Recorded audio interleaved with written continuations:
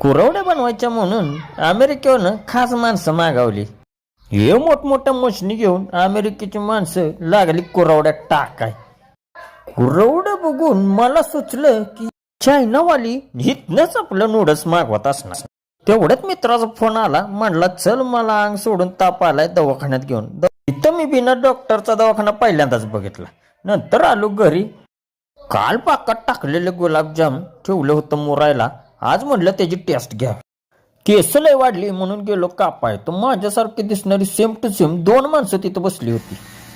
त्यानंतर गहू काढायचं मशीन घेऊन यो गडी काय करत होता कळलं नाही. पण कानात होते बुंग बुंग बुंग बुंग बुंग नुसता आवाज.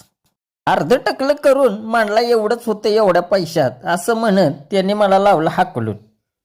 रिलॅक्स सलून मध्ये केस कापून रिलॅक्स वाटल्यासारखं झालं आणि माझे झाले टांगापलटी घोडे फरार.